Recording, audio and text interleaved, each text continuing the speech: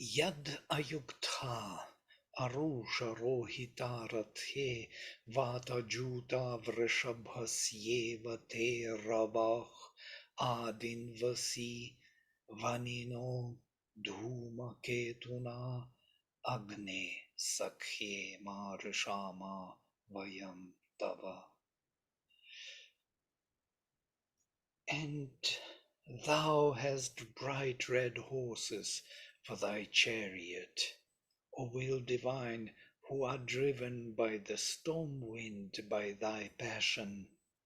Thou roarest like a bull, thou rushest upon the forests of life, on its pleasant trees that encumber thy path.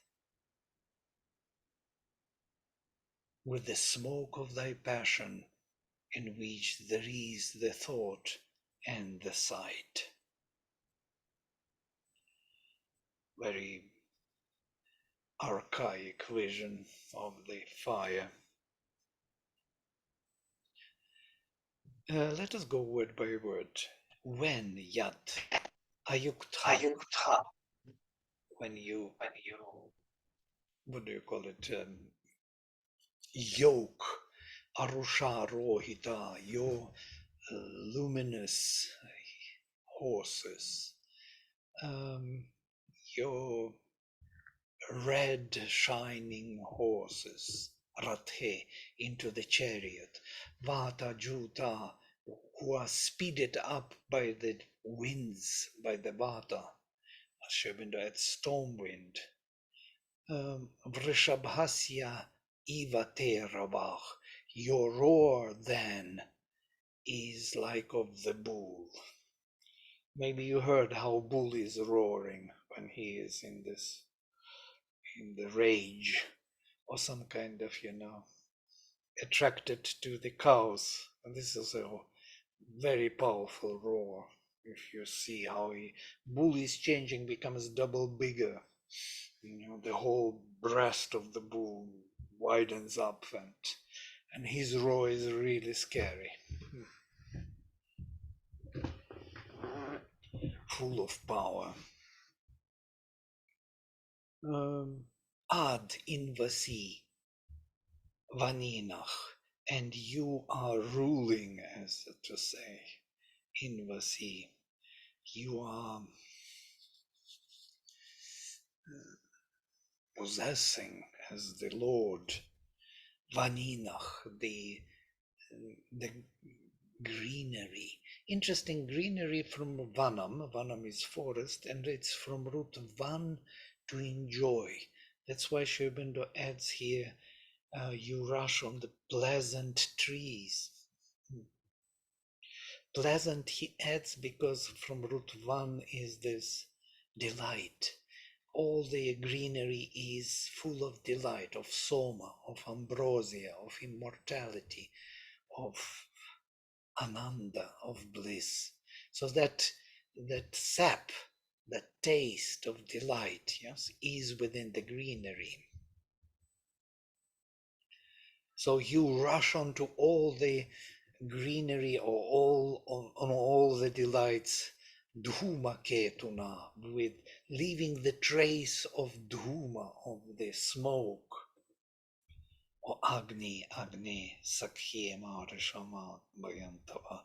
May we never be, so to say, harmed being in friendship with you. Sri Aurobindo has this. I will have to copy. Make. Oh no, it's not that. Copy, because he is not repeating it. With him for friend, we cannot come to harm. This is very brief and very good translation. It's everywhere the same refrain, yeah? So I have to put it everywhere. He stops putting it.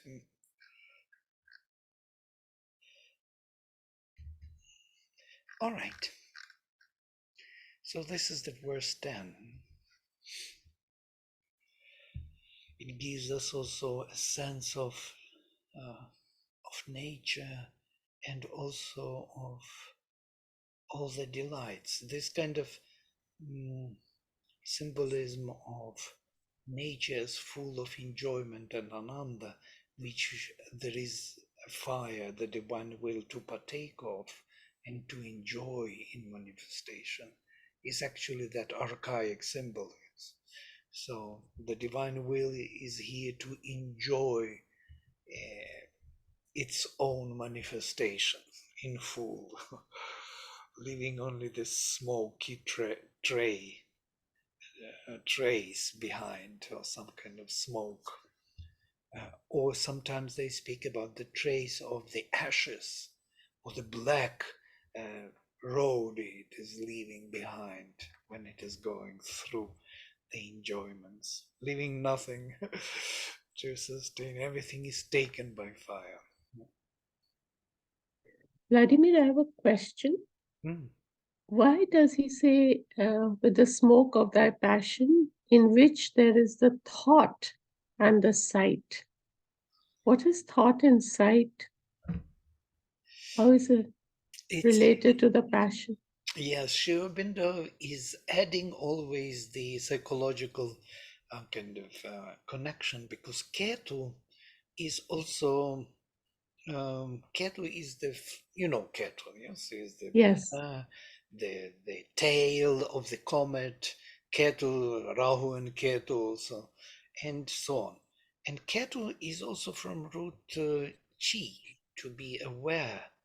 Thought and sight is this action of consciousness which is working through seeing and noticing and imagining and thinking. Yeah? You remember in our kind of introduction to the faculties of consciousness, we divided them: seeing and thinking, and speaking and hearing. yes. So that seeing part is Ketu, yes? Ketu is always connected to sight, and because of that, to thought. Thank you. It's Sri Aurobindo. He builds in, it's Hmm. kind of not totally clear, and many object to his translation. Where did he take this from? Thought and sight suddenly, Hmm. because they want to be literal in the Yes, sense of taking it from the dictionary. Yes? yes. But dictionary gives only certain contextual meanings, and so they take one and they think that is enough. The same he does with everything, with vaninach, for example, pleasant trees. Why does he add pleasant? Yeah? Yes. Uh, because the van root, yeah? To enjoy. Hmm. Vladimir, Yes, could the forests of life also be like life's cherished guest that he mentions in Savitri? cherished guest which we have to cast out. Yes, Yeah, left outside and right, right. and Well, of course,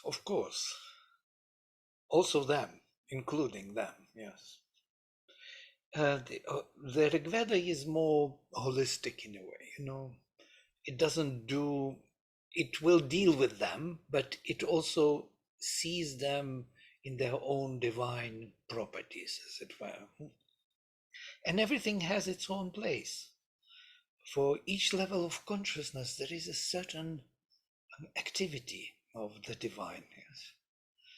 And the other day we were reading Savitri, and I had this tremendous discovery that I always thought that in the lowest, especially these two cantos, Descent into Night and the Mother of Evil and the Sons of Darkness, we are coming to the end, and there he speaks about the consciousness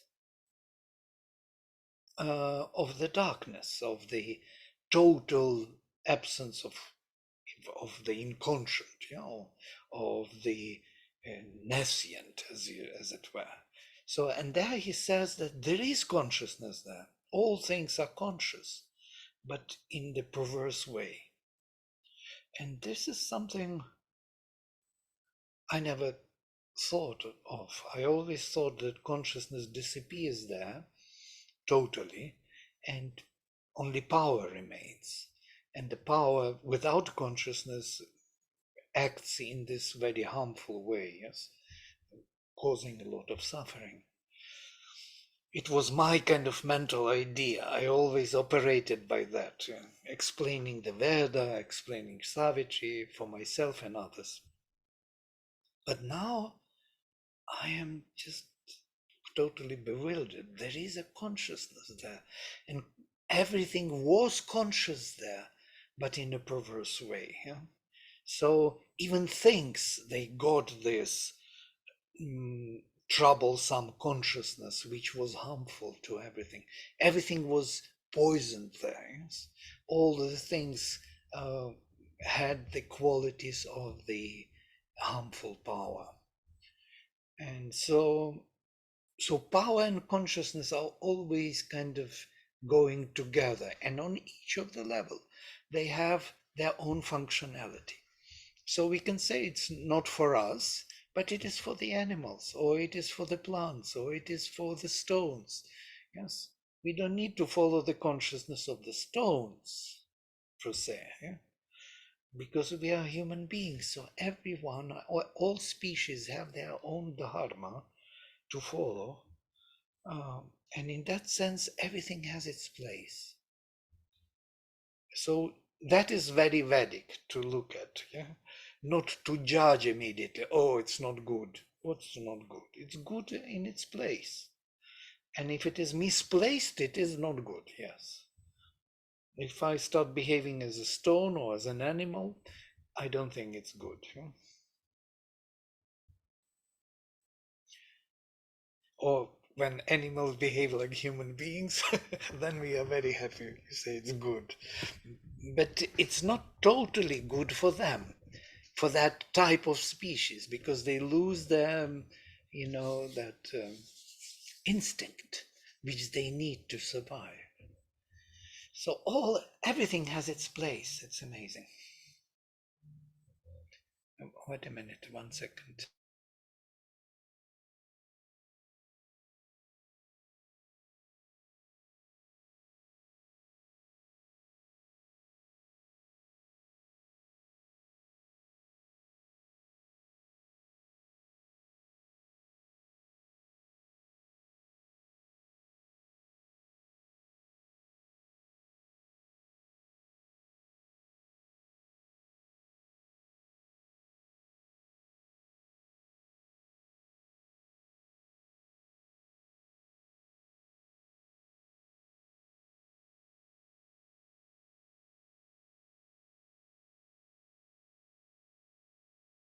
Sorry, my dentist calling me to reappoint the appointment, so it's kind of important. All right, so this is the number 10. Number 11. Adhasvanat uta bibhyuh patatrinach drapsayate yavasado vi asthiran sugamtate tavakebhyach rathebhyach agnesakhema rishama vayam tava. At the noise of thy coming. This noise is also very important. Noise and light. At the noise of thy coming, even they that wing in the skies are afraid.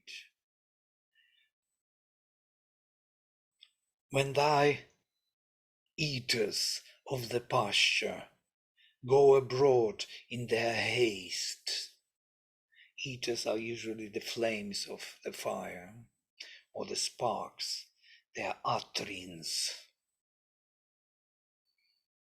So thou makest clear thy path to thy kingdom, that thy chariots may run towards it easily. With him for friend, we cannot come to harm. So they kind of, Kutsankirasa gives more and more dangerous overview of the fire. We should feel its power, its overwhelming kind of strength and decisive and destructive action. but it's some kind of adoration, like they do this in India, adoration of Mahakali, for example, in her overwhelming presence and power. Nobody can resist. She destroys all, she devours all the gods. So,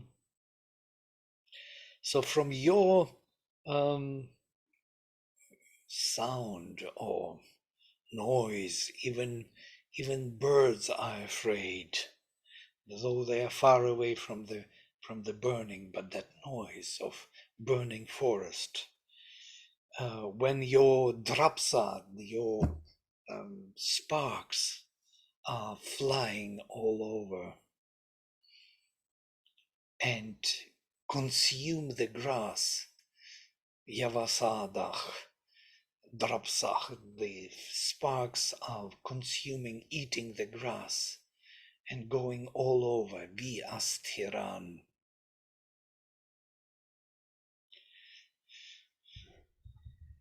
Then Sugam Tat Te, then Tat, the path becomes easy, Sugam, for your Tavakebhyach, Rathebhyach, for your chariots. Chariots of the fire. There are many of them. They're spreading all over, carrying the fire to its destination. With Hmf Rv we cannot come to harm. It's a poetic image. Chariots of the fire have their paths open because the flames and they consumed the grass and all the greenery spreading all over, clearing the path for the chariots of the fire. Interestingly, so it seems like chariots will follow after the greenery is eaten up. Yes? So the fire will come after that. Agni is the divine will. It's amazing to think that this power which consumes everything and burns everything to ashes is constantly working out here in manifestation. And our earth is not overloaded by all those, creatures who lived on the earth in time in the past.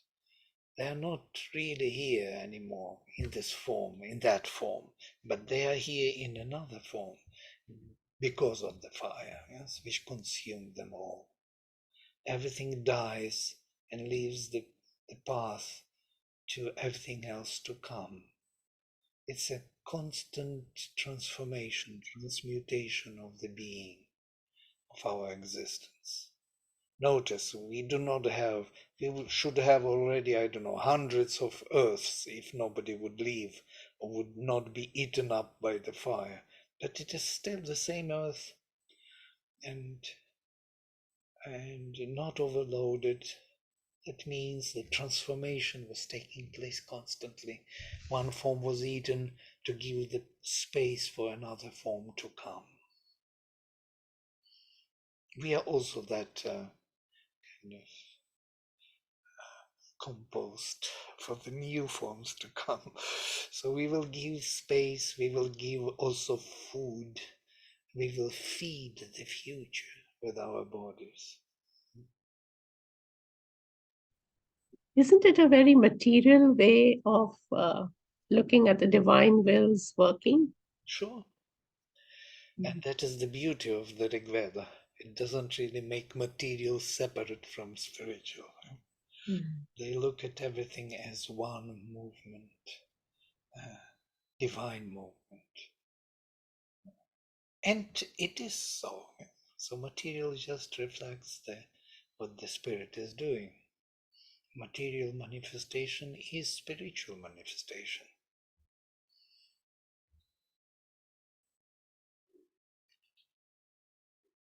That's what Mother was saying, that Actually, we learned that separation so well on the spirit and matter that for us it's quite an amazing thing to come back to that oneness, to see that everything is the spiritual enterprise. For us, it's spirit somewhere, lofty and far away above, and the matter is low, below, and dark and unconscious, and it is true. But it doesn't mean that matter has nothing to do with the spirit, or it is not needed, or not wanted, or not dealt with. So how it is dealt with is the way of fire. It's a constant dying, perpetual death as constant life, moving forward, forward, forward. So the same Earth is rotating around the same sun, and they are moving forward. How? Of course, in space they move, but also they move by constant transmutation.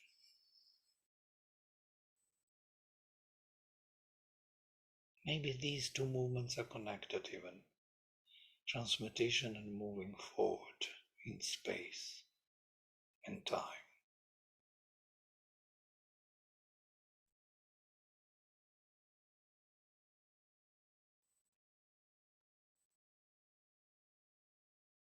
Otherwise, why they should move forward in space? Yeah? For nothing better to do, or because there is some inertia of movement. But that is something strange about inertia of movement. Can't be that we move by some inertia only because we started to move. First of all, question is why we started to move. And so the answer was first the Big Bang. So there was a blast, and from that blast everything moves. But it is kind of slowing down. All these ideas are kind of materialistic ideas within the given environment, how you think. But it is not so. The energy is constantly there. The fire is constantly burning, pushing forward everything. It's not slowing down, just going on.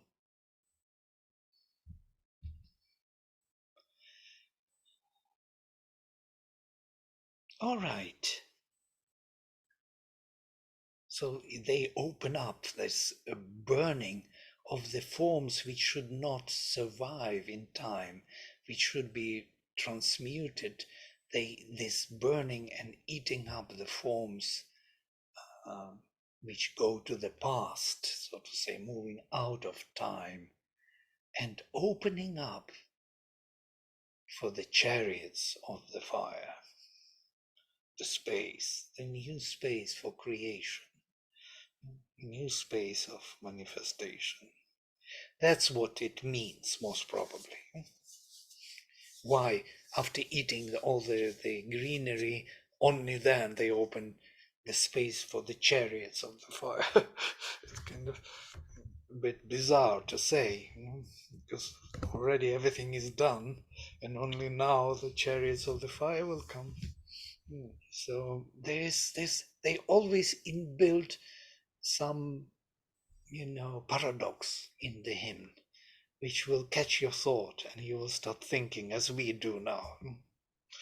And then you will arrive at some kind of hint of what it means or what it wants to say.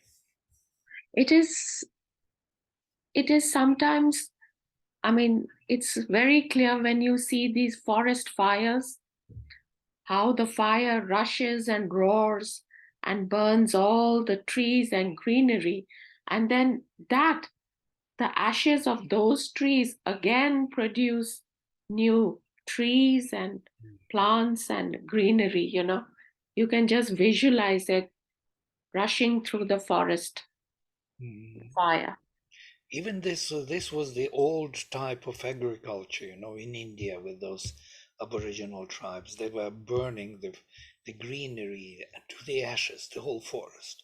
And then there was a very, very productive soil, yes, very well to say, nourished by those ashes. Ashes are the best nourishment, it seems, for new greenery to grow even more.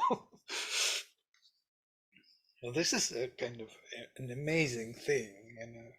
So, Is it also a symbol of sacrifice? oh yeah, right. It's a sacrifice that they offer themselves up. Absolutely, we are always offering ourselves up and up and up. And whatever comes, we again offer ourselves and again turn into ashes, into the compost nourishment for the future. We are on one side nourishment of the future, and on the other side the achievement of the past, you know.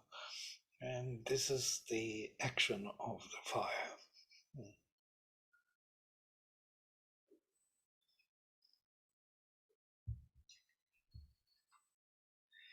All right. Number 12. Ayam mitrasya varunasya dhayase avayatam marutam hero adbhutah mrida suno bhutu esham manah punar Agni sakhye marashama vayam tava.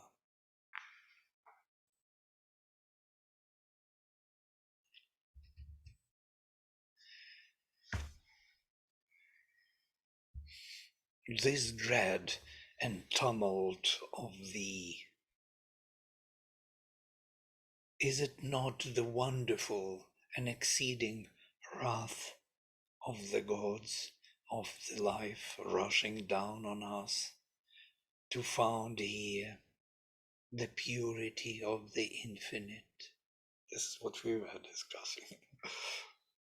The harmony of the lover. That's what lover does.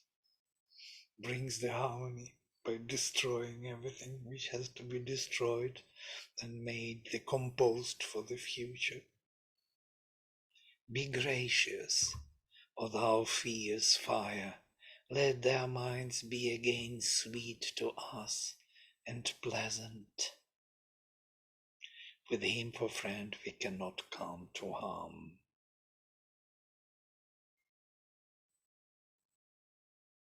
It's actually with you for friend we cannot come to harm.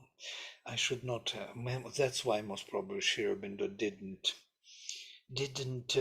repeat it, because in the beginning it fits to say in the third person, but then it doesn't fit to say in the third person. It should be with you for friend, yeah, because we speak to him, to the fire.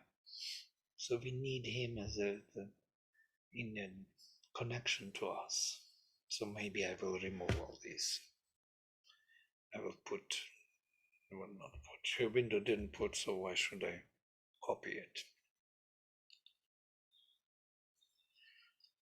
So this ayam mitrasya varunasya dhayase. This is for establishment or satisfaction, or yeah.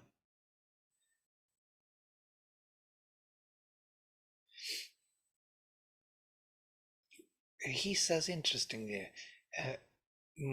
rushing down onto us found here the purity of the infinite and the harmony of the lover. He translates Mitra and Varuna, yes, as the purity and harmony. He kind of gives the translation to these gods. So this indeed is for the establishment of the divine consciousness, or the divine harmony in consciousness, and the divine purity and vastness of Varuna. For that purpose, this burning down is for establishing higher consciousness and higher purity. And it seems that in time to arrive at that purity and luminosity of consciousness is not possible in time, other than constantly transforming the existing form, whatever form comes into being. There is no other way of doing it. It's like a churning of the ocean, making it like a churning of milk, getting butter out of it, some kind. Milk may object and say, "Why do you do this to me?" But then at the end, the butter comes. And then the butter has to be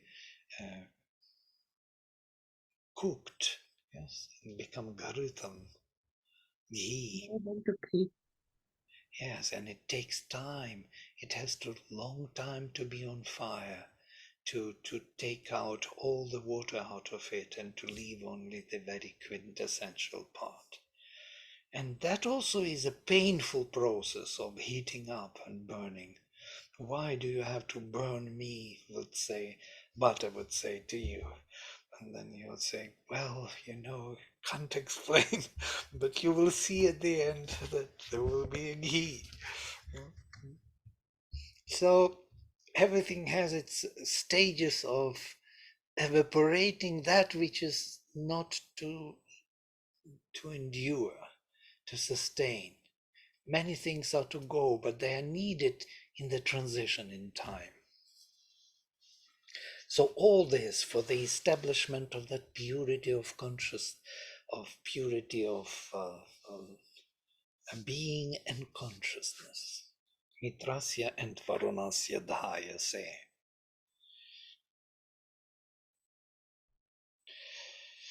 Avayatam. May he drive away Marutam Hedach. Hera, you see, this is the Vedic word, the wrath of Maruts, of the storm winds, Adbhutah, the one who is wonderful, marvelous, even transcendental, Adbhuta. It's a Vedic word, Adbhuta, also survived in classical Sanskrit.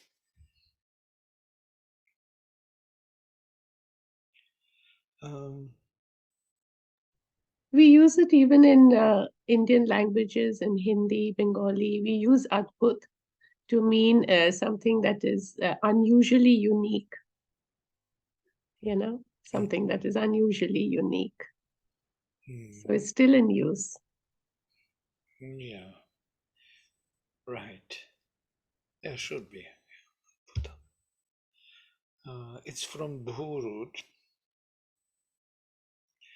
to be, and to be from beyond, from elsewhere, from something which you do not see the origin. And that's why it is wonderful and marvelous and transcendental.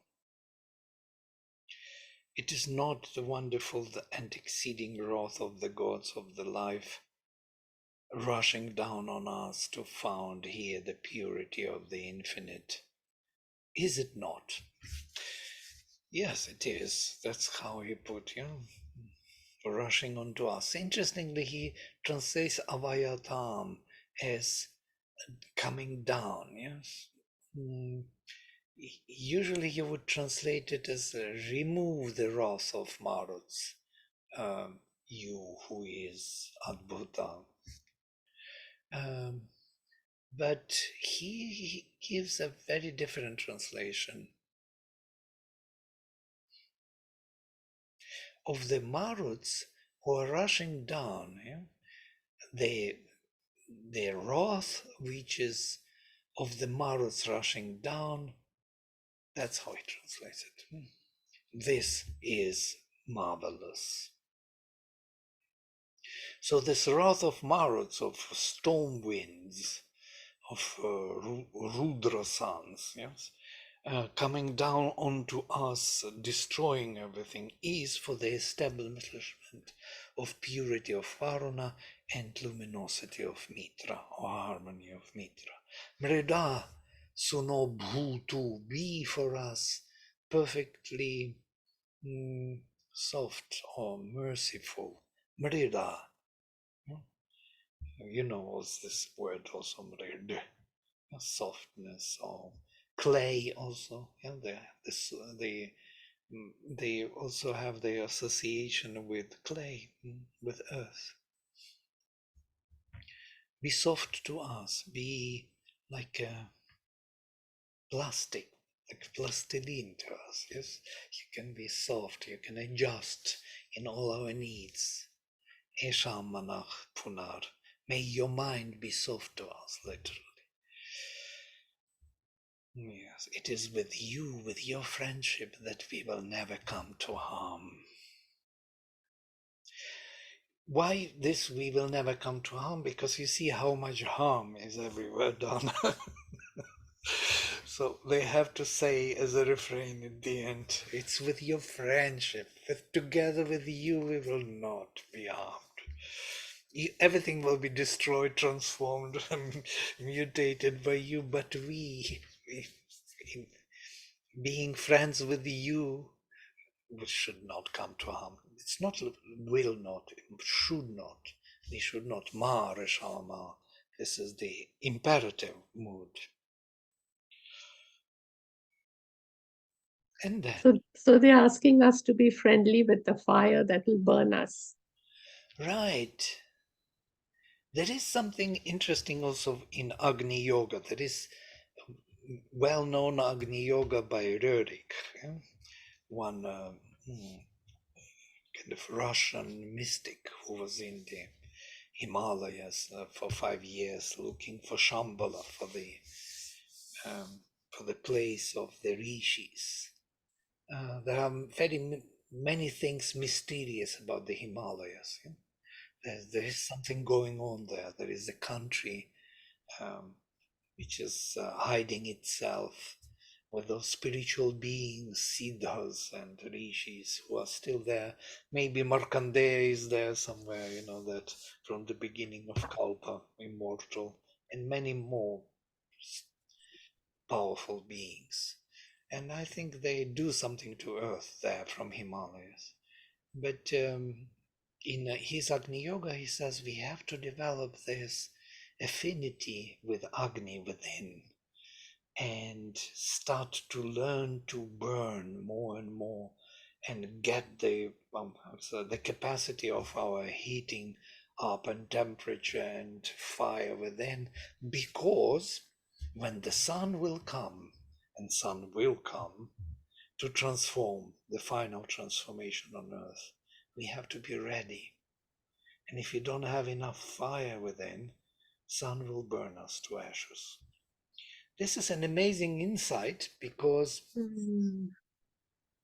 supramental is coming, and we have to be psychicized, we have to be spiritualized, we have to nourish the flame. If we don't, we will be only as a compost for those ashes, there will be nothing left. Vladimir, may I interrupt? Yes.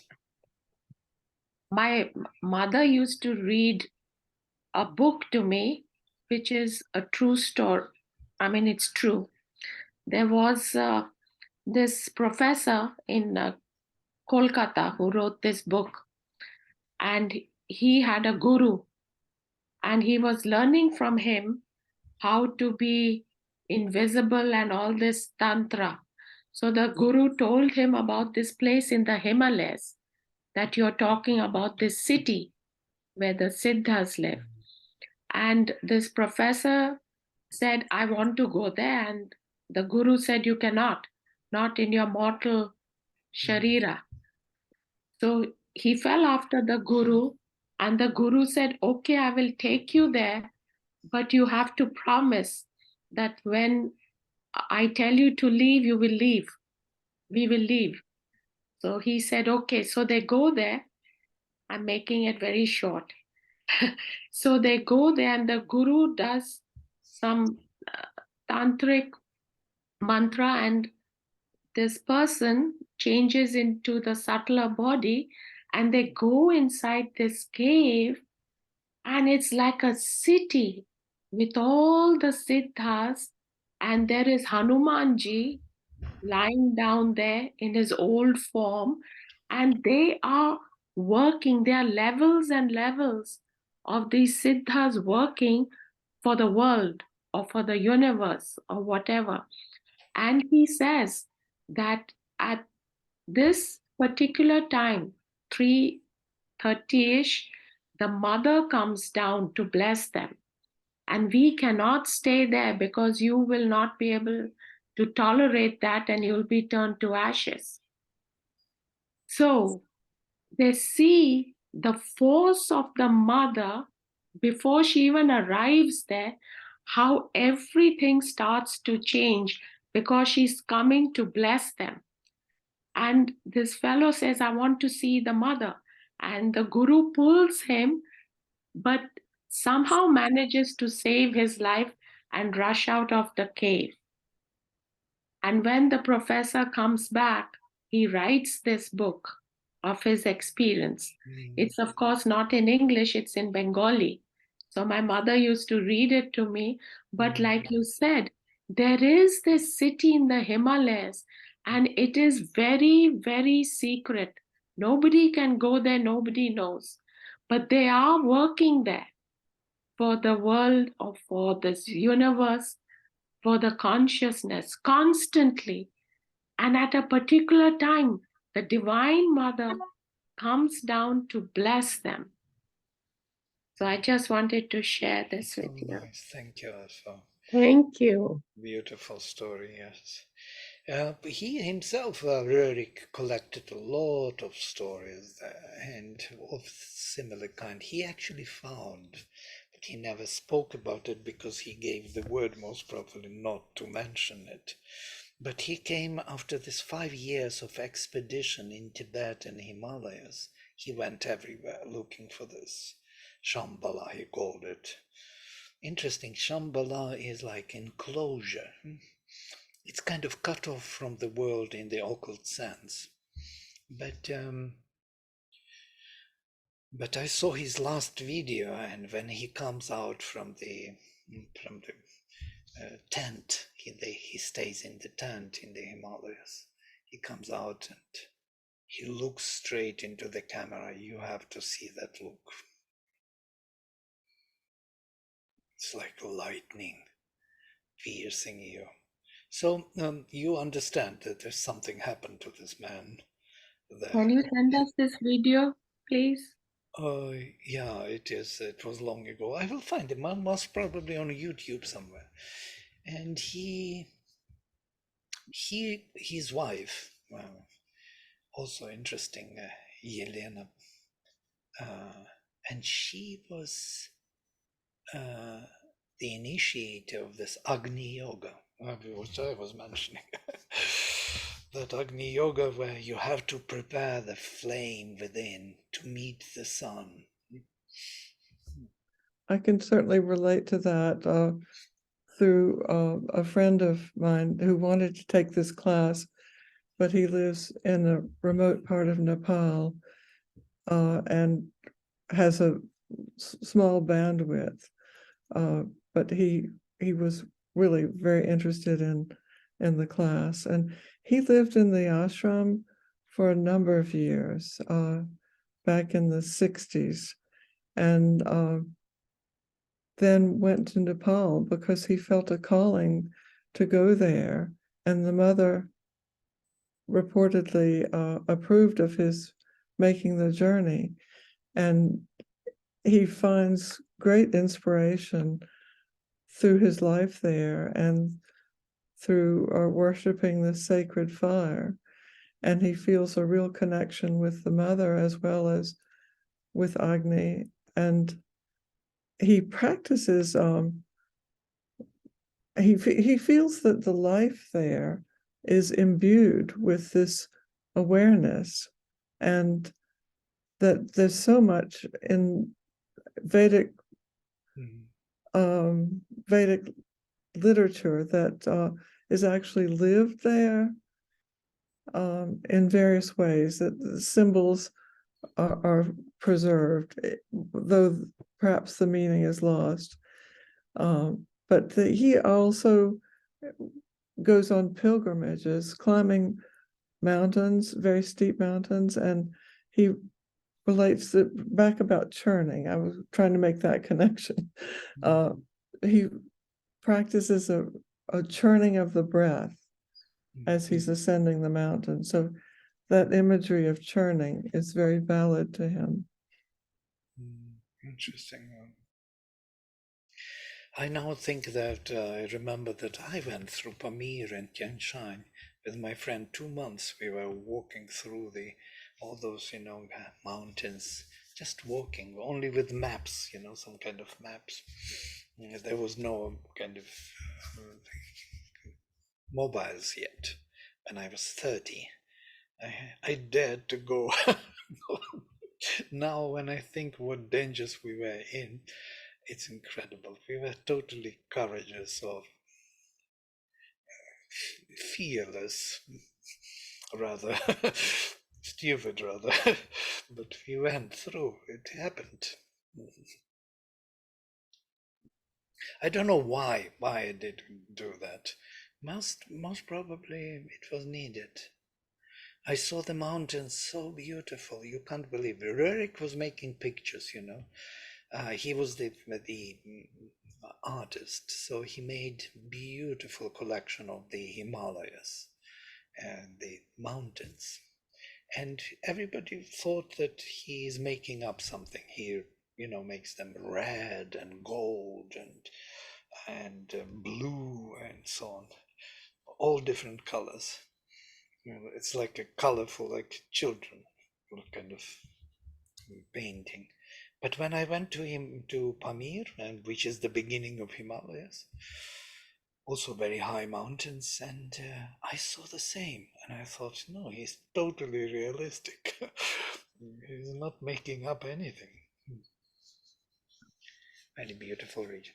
There were also some astronauts or cosmonauts, Soviet cosmonauts, and I remember the program with them, which was stopped when they were, because it was a live program, some interview with one of them, and he was telling something incredible about the Earth, how Earth looks from cosmos. And he said this phrase when he was cut off. But he said, from the Himalayan region, from Himalayas, there are these green beams go into the cosmos. And then, poop, he was cut off. I remember that. I was shocked. So they didn't allow him to talk about those beams from Himalayas, green beams going into the cosmos from Earth. So, and then I kind of connected it with the stories of Rurik, who was telling us that according to him, to his stories we collected there, we do not know whether he found it or stories tell us, that there are special places, caves, in which these immortal rishis or beings lie down and look into the sky. And they support the whole kind of balance of psychological energy on Earth, by those looks into the sky from the caves. And I thought, maybe these are the beams, the green beams. When I was young, I was thinking, I was kind of looking for answers, and so I'm sharing with you my discoveries when I was young.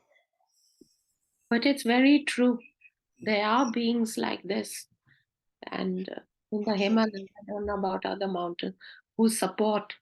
Definitely, you're right. I remember when I was going to Badrinath and Gangotri with my parents, we were traveling through the Himalayas and very, very steep mountains on one side and the narrow river deep down in the gorge below. And on the other side, again, so steep, the mountain face, there is like a sheet of rock. And carved into those mountain face were caves, just like a slit in the wall, just like a doorway. And my father was telling me that these are inhabited by beings. They're all there, but they're all in meditation. We can't see them with our eyes. And we passed a number of them. This was on our way to Gangotri. And of course, in Gangotri, we saw many beings there also. But in the Himalayas, you can actually sometimes see the physical caves, but you can't see the beings. But the physical cave, it's impossible for any human being to get into that cave because it's a sheer drop of many thousands of feet down to the river. And it just rises like a wall up to the sky. And it's just rock. And right in the middle of the rock, there is this little cut like a cave. And, you don't know how they enter, unless they're in the astral body, nobody can enter there or be there. So I was just 16 or 17 at that time, and I was full of, I was marveling at this thing, and I took it as a very nice story. But from what you say, could possibly be those places, which inhabited by these beings. They're still there. Yeah. When we went from Gangotri up to Tapovan, there's a place across the glacier at the foot of Bhagirat Parbat, just to the northwest of it, that's called Nandanvan. And I was told, I don't remember who told me this, but somebody in our little group mentioned this. And by the way, there were about 6 or 7 Russians in our group when we went up there. In this place called Nandanvan, I was told that this is where the divine beings from other planets come to vacation, to enjoy life on Earth. And that's, it was a pretty barren area. It wasn't like there were no trees. It was above the tree line. But in the subtle world, I presume, it could be very different. Yeah. Even in the gross world, our Earth is a very unique creature, It's like, if you think of water, sky, or air, these are the elements which one can enjoy tremendously, being from some other worlds, where nothing of this is there. And the very atmosphere, psychic atmosphere on Earth, yes, it can be felt. It's a place of progress, of growth of consciousness, which other places may not have. Yeah, this Beautiful. is interesting. I'm thinking always when I want to wonder about our manifestation that, can you imagine you come from the subtle world and being embodied, and suddenly, some kind of, you see all this, you see the grass and the sky and the trees and the air and the wind and the rain and the sun, rising sun. There is no sun there, and here there is a real burning sun. Real in the sense of material. Everything is materially real. It could be a great wonder. Everything, food, people, how they are made. We are also very imperfect creatures, but still there is some delight in everything.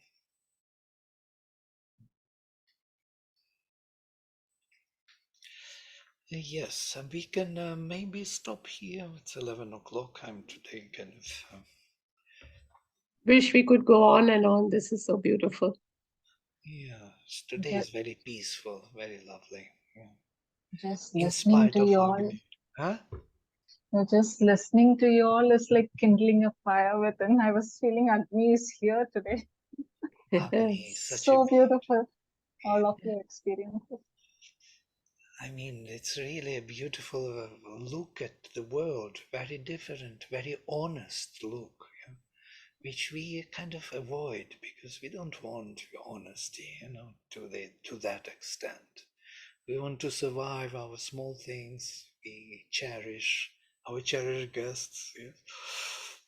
Are not left outside. They're all here, sitting around, and we feed them, we take care of them, and then suddenly they're all gone. All right. Okay, we will catch up on number 13 next time. I will close with mantra. Om Sarve Bhavantu Sukhinah Sarve Santu Niramaya Sarve Bhadrani Pashyantu Ma Kaschit Dukha Bhag Bhavet. Om Shanti Shanti Shanti.